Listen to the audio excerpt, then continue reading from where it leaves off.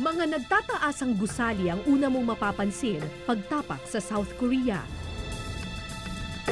Dahil dito, madaling isiping ang Korea ay isang malaking gubat ng bakal at konkreto. Pero hindi ang mga nagtataasang gusali ang tunay na simbolo ng kanilang yaman.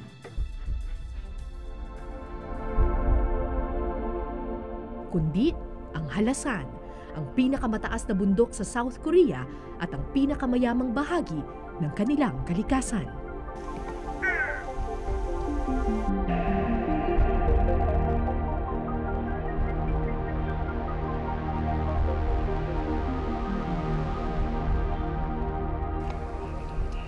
Matatagpuan sa Jeju Island sa South Korea ang Mount Hala o Halasan kung kanilang tawagin. Mula sa malayo, kamangha-mangha ang kakaibang kulay at tindig nito. Bagamat marami ng turista ang nakaakyat sa Halasan, di pa rin ito maituturing na madali. Anyway, from this area to this area, it will take about 9 hours. Alright. To the common people. So it's 9 hours. Yes. It's a 9-hour walk. Yes. Alright. And there are only 2 trails to take. Yeah. But another trails, we can choose this The way shorter or- trails do not go to the peak. Yes. Okay. So we're going to take the long trail. Yeah, long and difficult trail. Long and difficult trail. That's Songpanak and Gwanumsa. Alas 7 ng umaga kami nagsimulang maglakad.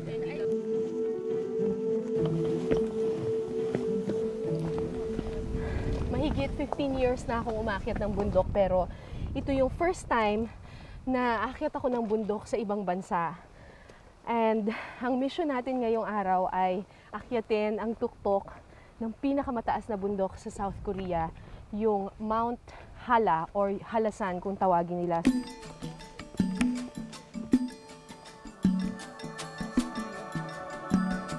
Kakayanin daw ng 9 na oras ang lakad, pero tansya ko baka abutin kami ng kalahating araw dito.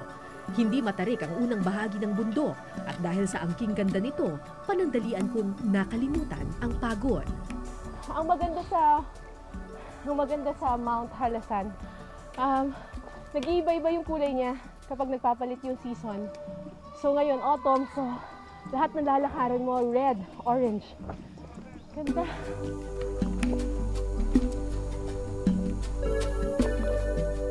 Kamangha-mangha ang kapal ng puno sa bundok na ito, isang buhay na paraiso. Kaya naman itinanghal na UNESCO Natural Heritage Site ang bundok Halasan. Sa kabila ng modernisasyon, napanatili ng Korea ang natural na yaman ng kalikasan.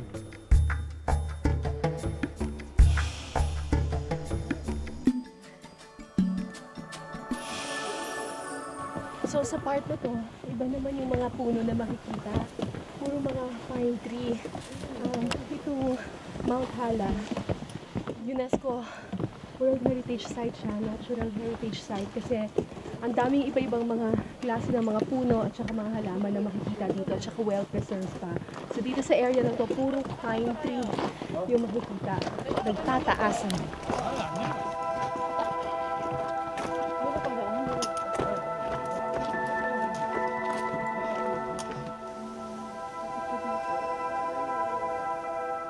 Paminsan-minsan, may mga sumisilip na nilalang sa mga puno at halaman.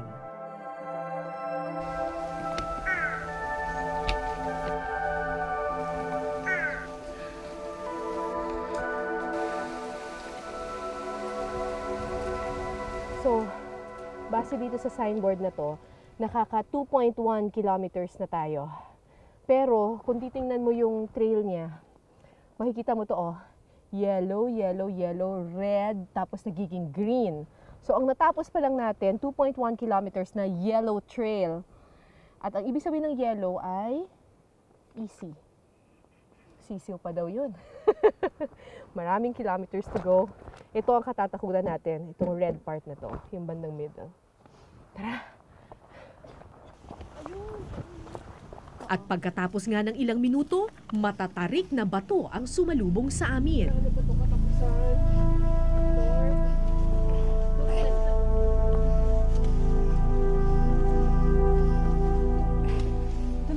pinakamalaking kalbaryo sa buhay ko. Stairway to heaven. Kasi piso na lang langit na. Kaya natin to! Let's go!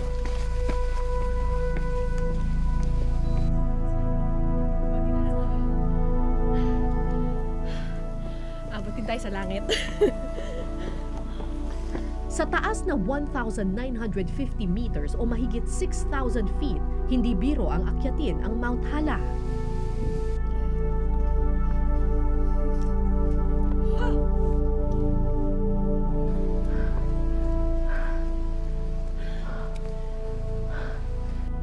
Pagod na ang aking baga, pero kailangan daw magpatuloy.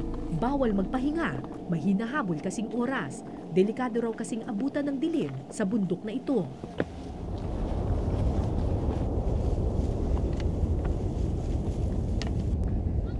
Ay, buhay pa. Ayun. Sabi dito, 1,600 meters above sea level na tayo. So, 1,600 na yung altitude natin. Itong bundok na to, nasa almost 2,000 meters ang taas. So, malayo-layo pa yung lalakarin natin.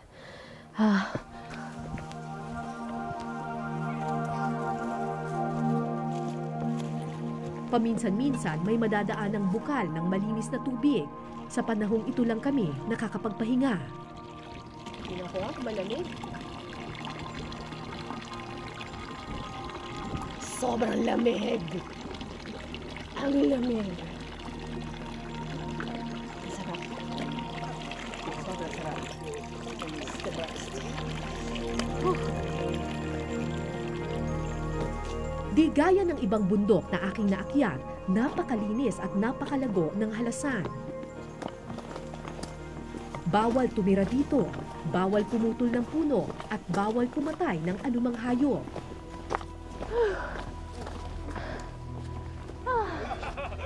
Alright.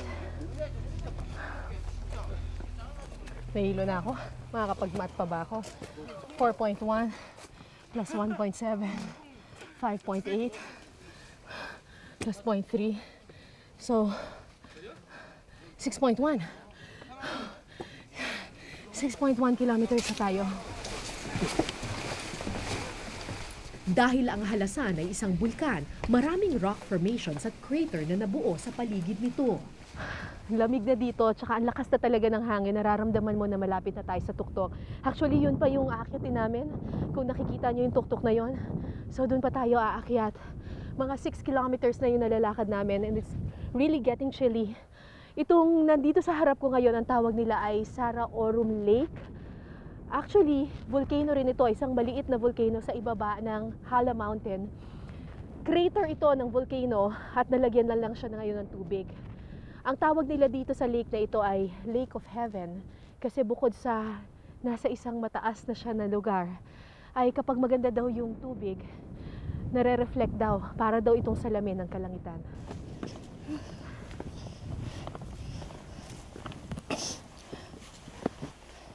Makalipas ang 5 oras, So ito na yung last stop bago natin i-assault yung summit. So sabi dito mga 2.3 kilometers na assault yun papunta dun sa peak. Pero pinagbabawalan dito sa Mount Halasan yung magpagabi kasi mahirap nga, matarik yung paakyat tapos mahirap din yung pababa. So sabi dito by 12:30 hiking is prohibited to the summit. Hiking to the summit is prohibited after 12:30. Tapos kapag kailangan by 2 o'clock bumababa na tayo. So ibig sabihin from now hanggang 2 o'clock kailangan marating natin yung peak. It's just 11:30, we're right on time. Pero we have to get going. Kailangan na natin maglakad.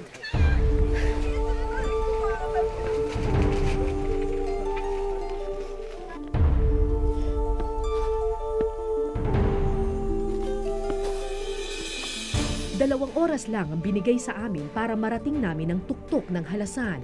Kapag di kami umabot sa takdang oras, puwersahan kaming pabababain.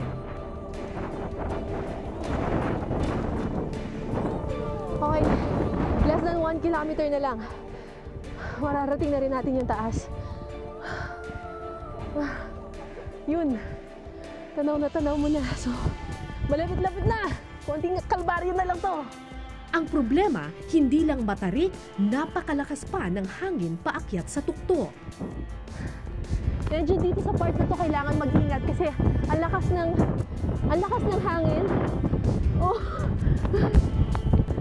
Ang lakas ng hangin, so baka tangayin ka dun sa kabilang side. Bangin na ang nasa ilalim, nakakalula. Kinabahan ako para sa aking grupo. Kayanin kaya namin ang lamig at hampas ng malakas na hangin.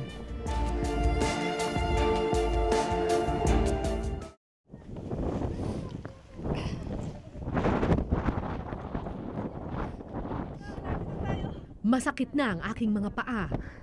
Hirap na ang aking baga, pero kailangan labanan ng pagod at lamig. Ayan na, malapit na tayo. Alright.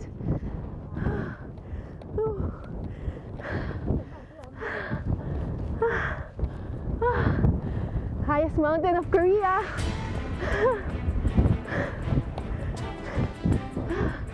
Makalipas ang ilang minuto, bumungad sa amin ang bunganga ng bulkan.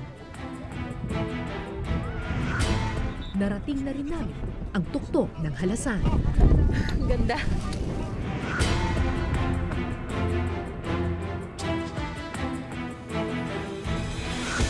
Mula sa taas, mistulang tuldok lamang ang nagtataas ang gusali ng syudad.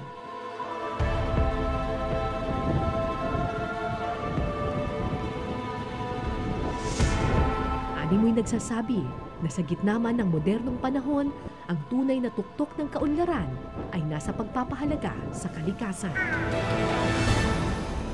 Malapit na tayo sa baba, pero kahit dito sa area na to, kitang-kita mo pa rin yung ganda ng Mount Halasan.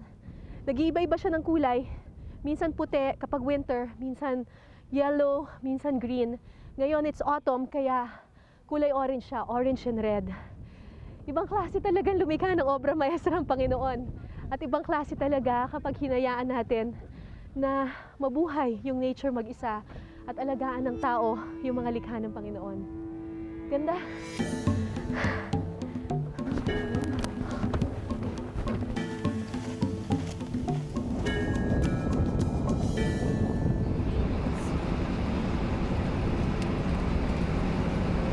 Yeah, Theater for Caves.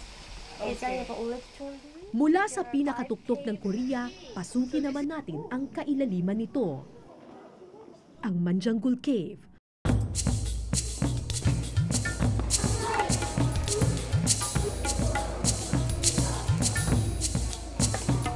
Actually, marami na akong mga kuweba na napasok sa Pilipinas, pero puro limestone caves yung napapasukan ko. Ito, pag titingnan mo yung floor, iba eh. Hindi siya yung katulad ng mga kuweba na nakikita ko sa Pilipinas. Kasi ang totoo, itong cave na ito, lava to, na-form ito ng lava nung pumutok yung bulkan. So imagine niyo itong buong floor na to, dati yan, lava, mainit na mainit na mainit. Tapos, natuyo na lang, lumamig na lang at naging bato na.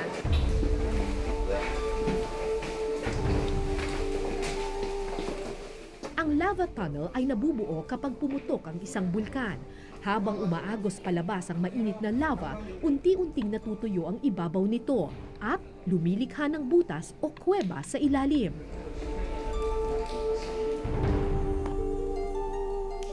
Ibig sabihin, lahat ng nilalakaran ko sa loob ng Manjanggul Cave ay dating nagbabagang bato at lava. Dito sa Manjanggul, pag titingnan mo yung pader, para siyang may linya-linya, di ba? Natural yan. Kasi ang lava, kapag nagpo-flow siya, nagmamarka siya doon sa pader ng lava tube. So imagine niyo na lang, bawat isang line dyan ay marka yan ng flow ng lava. So, nung unang nag-flow yung lava, nabuo yung nasa ilalim. Tapos natuyo siya, nag-flow ulit yung sa susunod. Tapos hanggang sa pataas ng pataas. Kung bibilangin mo yan, isa lang ang ibig sabihin nito. Yung lava dito sa loob ng kuwebang ito, tuloy-tuloy at walang tigil na nagfo-flow sa loob ng mahabang panahon. Tulad ng Bulkang Halasan, UNESCO Natural Heritage Site din ang lava tunnel ng Manjanggul. Dahil sa husay ng pagkakapreserve dito, isa itong buhay na saksi ng nakaraan. So kung yung mga lines na to, indikasyon ng lava flow, ibig sabihin, noong sinaunang panahon, lagpas tao yung flow ng lava dito kasi ang taas, oh.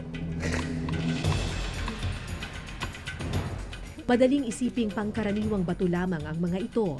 Pero kung aalamin natin ang kwento sa likod ng mga bato, isang natatagong kasaysayan ang iyong matutuklasan. So narating na natin yung dulo ng lava tunnel. Dito malalaman natin kung saan na nanggaling lahat ng lava na nag-flow dito sa loob ng tunnel na ito. Ang tawag dito ay lava column. Yung butas na nakikita ninyo, diyan nanggaling lahat ng lava, tapos nag-flow siya papasok dito sa loob ng tunnel. Yung lava column na ito, approximately 7.6 meters. It is the largest and tallest lava column in the world.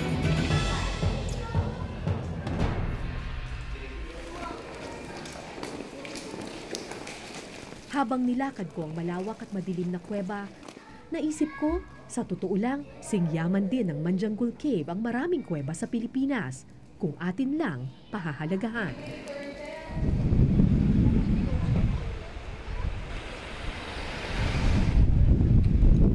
Sagrado para sa mga Koreano ang bulkang Halasan. Ang buong Jeju Island kasi ay nabuo dahil sa pagputok nito.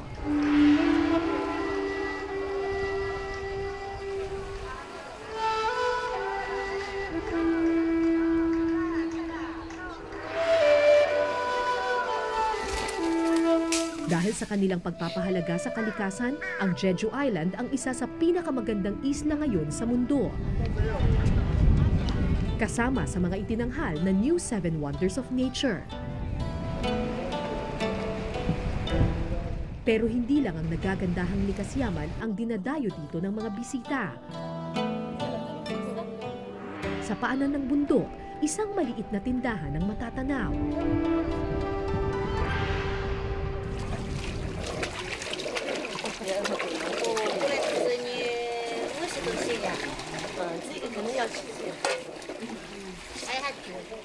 Espesyal ang lugar di lamang sa mga kakaibang pagkain dito. Pero dahil sa mga matatandang babae na namamahala sa lugar.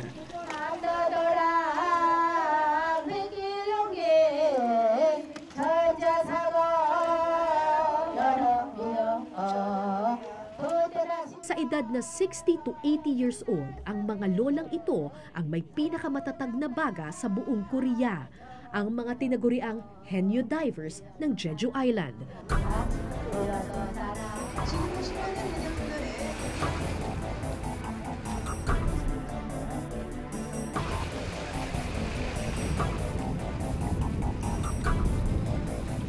Kaya ng mga babaeng ito na sumisid hanggang 20 metrong lalim.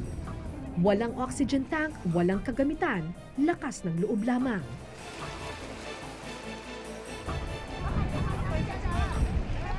Pagkatapos ng ilang minuto,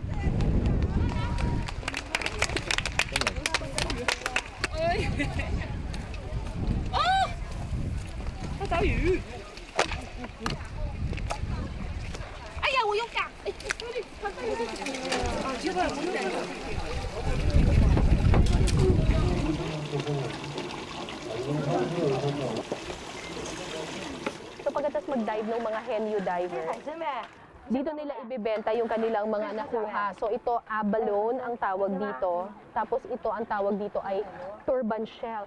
Alam mo, dahil fresh at saka talagang special itong ganitong klaseng mga seafood. Medyo may kamahalan ito ha. In fact, itong isang plato na to, hindi nila lulutuin, talagang raw na siya, hihiwa-hiwain nila. Nagkakahalaga to ng $48. So kulang-kulang mga almost 2,000 pesos.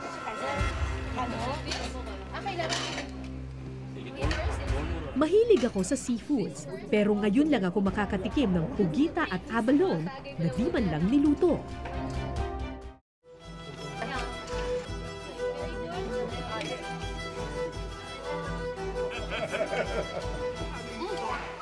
Parang malansa siya. Kailangan talagang mag-shot. Tampay. Tampay. Tampay. One shot.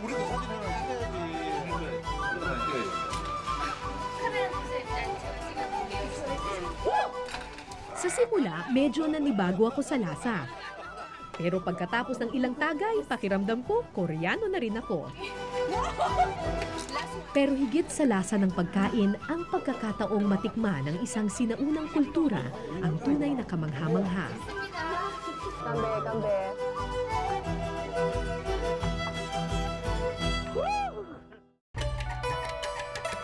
Mahigit 200 taon na ang tradisyon ng henyo o mga babaeng maninisid ng Jeju Island sa Korea.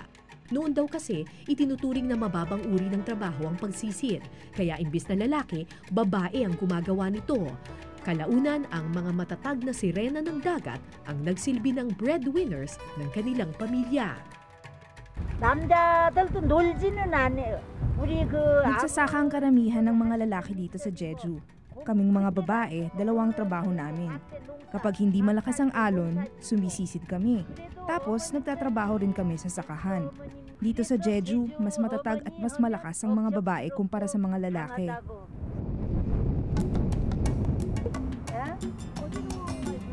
Sampung taong gulang lamang si Kwang Cha nang magtrabaho siya bilang henyo.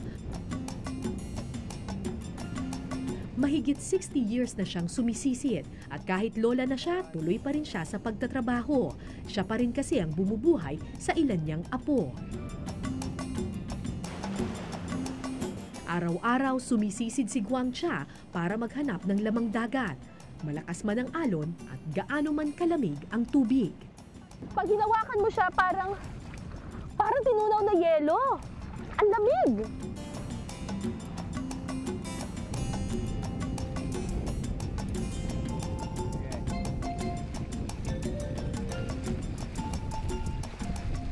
목숨이나 같고 요 물건 잡아서 여기다가 Ito ang ginagamit namin para makalutang sa tubig kapag pagod na kami. 이거 바다에 Dito nakasalalay ang aking buhay. 소라도 잡아다 놓고 Okay. 또 So this is like a floater. And then you 숨겼다가 올라와서 right. 이거 What is that? 여기 수심 깊은 Can I 데 see? 들어갈수록 Gawa ito sa rubber at clay. Ginagamit ko ito para protektahan ang aking tenga. 그 찬흙 같은 거 그런 걸로도 이렇게 막으면 Kapag masyado na kasing malalim, pwedeng mapasukan ng tubig o di kaya'y pumutok ang eardrums ng mga henyo dahil sa pressure. Pero kung anong lakas ng kanyang baga, ganun din ang lakas ng kanyang loob. 위험은 해.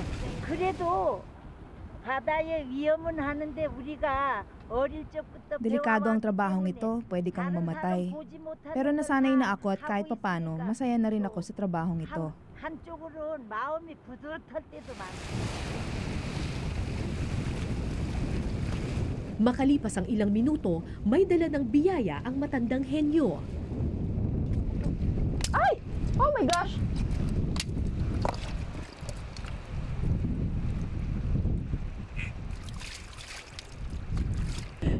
Okay. What? Huh? I eat it? You? Me? Huh? This, huh? What is that? Buhay pa siya! Hindi ko alam kung anong klaseng lamang dagat ang pinakain niya sa akin. Pero sabi ni Lola Kwang Cha, sikat na pagkain raw yun sa Korea. Parang mapait. Nabalansa. Gusto mo? Maya-maya, sea urchin naman ang kanyang biniyak. This one? Sa unang tingin, nakakapangilabot I eat kainin, pero nang tikman ko na, This is good! 최고지. 먹어. 아이, One for me, one for you. nanibago ako sa lasa ng mga lamang dagat na ipinakain sa akin ni Lola. Pero dahil alam kong pinaghirapan niyang kunin ang bawat isa sa mga ito, kahit papano natuwa ako at namangha sa sipag at tatag ng mga babae ng Jeju.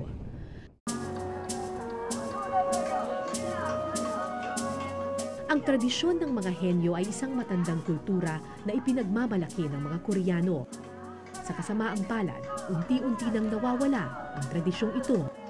Wala na kasing sumusunod sa yapak ng mga matatandang henyo. Dahil dito, puspusan ang pagpapalaganap ng mga taga-Jeju sa tradisyon ng mga henyo.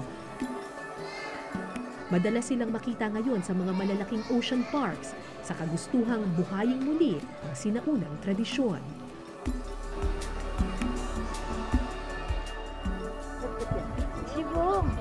지금 외국 사람들 들어와서 해녀 학교에서 배운다 뭐한다 하지만 우리 같이 Nalulungkot kami na wala ng kabataan na gustong maging henyo. Kaya nagtayo kami ng mga henyo schools para turuan ang kabataan. Pero sa ngayon, mga dayuhan lang ang karamihang nag-aaral dito.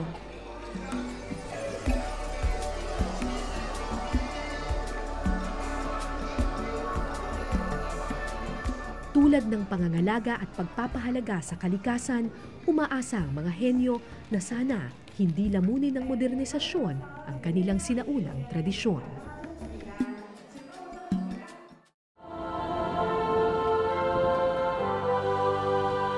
Mga nagtataasang gusali ang karaniwang simbolo ng progreso at modernisasyon ng isang lipunan.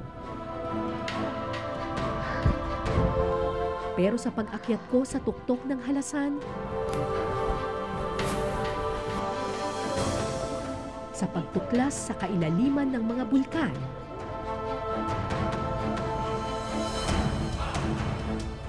at pagsisid sa karagatan, nalaman kong hindi gubat ng konkreto't bakal ang tunay na simbolo ng kaunlaran. Bagkus, nasa pagpapahalaga sa likas yaman at ating kinagisnan. May puwang ang kalikasan at sinaunang tradisyon sa gitna man ng modernisasyon. Mula sa pinakamataas na bundok ng South Korea, ako po si Cara David para sa Eyewitness.